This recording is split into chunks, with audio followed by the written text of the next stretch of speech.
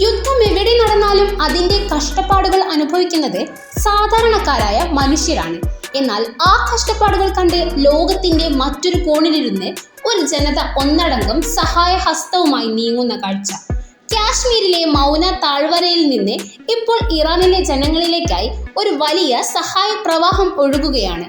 America Israel സൈനിക നടപടികൾ കാരണം ഇറാനിൽ കഷ്ടത അനുഭവിക്കുന്ന ജനങ്ങളെ സഹായിക്കാൻ കാശ്മീരിലെ ജനങ്ങൾ സ്വമേധയാ മുന്നോട്ട് വന്നിരിക്കുകയാണ്. ഇത് വെറും ഒരു സാമ്പത്തിക സഹായമല്ല, മറിച്ച് മനുഷ്യത്വത്തിന്റെ വലിയൊരു അടയാളമാണ്. ഈദ് ആഘോഷങ്ങൾക്ക് പിന്നാലെയാണ് കാശ്മീരിലെ യുവാക്കൾ ഇതിനായി സംഘടിച്ചത്. ബുഡ്ഗാം, ബരാമുള്ള തുടങ്ങിയ ഇടങ്ങളിൽ അവർ വീടുകൾ തോറും കയറിയിറങ്ങി സഹായം ശേഖരിക്കുകയാണ്. ഇവിടെ ശ്രദ്ധേയമായ കാര്യം പണം മാത്രമല്ല ആളുകൾ നൽകുന്നത് എന്നതാണ്. സ്വർണ്ണാഭരണങ്ങൾ, ചെമ്പ് പാത്രങ്ങൾ, വീട്ടുപകരണങ്ങൾ എന്നിവയെല്ലാം അവർ സന്തോഷത്തോടെ ദാനം ചെയ്യുന്നു. കുഞ്ഞുങ്ങൾ തങ്ങളുടെ ചെറിയ സമ്പാദ്യമായ കുടുക്കുകൾ പോലും നൽകുന്നു. മനസ്സിനെ സ്പർശിക്കുന്ന മറ്റൊരു വാർത്ത കൂടിയുണ്ട്.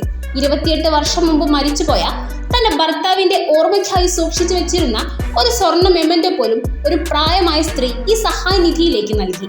ഇത് വെറും ഒരു സംഭാവനയല്ല, മറിച്ച് അവരുടെ ഹൃദയത്തിൽ നിന്നുള്ള പ്രാർത്ഥന കൂടിയാണ്. കാശ്മീരികളുടെ ഈ വലിയ മനസ്സിന് ഇന്ത്യയിലെ ഇറാൻ എംബസി ഔദ്യോഗികമായി നന്ദി അറിയിച്ചുകൊണ്ട് രംഗത്തെത്തി.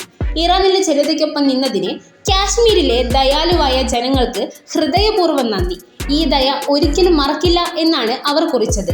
നന്ദി ഇന്ത്യ എന്ന വാക്കുകളോടെയാണ് ആ സന്ദേശം അവസാനിക്കുന്നത്. ഈ സഹായ പ്രവർത്തനങ്ങളിൽ സുതാര്യത ഉറപ്പാക്കാൻ ഇറാൻ എംബസി തന്നെ നേരിട്ട് ബാങ്ക് അക്കൗണ്ട് വിവരങ്ങൾ പങ്കുവച്ചിട്ടുണ്ട്. വ്യാജ QR കോഡുകളിലോ ലിങ്കുകളിലോ വീഴരുത് എന്ന് അവർ പ്രത്യേകം നിർദ്ദേശിക്കുന്നുണ്ട്. ഔദ്യോഗികമായ വഴിയിലൂടെ മാത്രമേ സഹായങ്ങൾ നൽകാവൂ എന്ന് ജനങ്ങളും ശ്രദ്ധിക്കുന്നു. അതിർത്തികൾക്കും രാഷ്ട്രീയത്തിനും അപ്പുറം മനുഷ്യത്വം എങ്ങനെ പ്രവർത്തിക്കുന്നു എന്നതിന്റെ വലിയ ഉദാഹരണമാണിത്. കൂടുതൽ വാർത്തകൾക്കും വിശേഷങ്ങൾക്കും ന്യൂസ് ടൈഗ് ലൈവ് TV സബ്സ്ക്രൈബ് ചെയ്യൂ.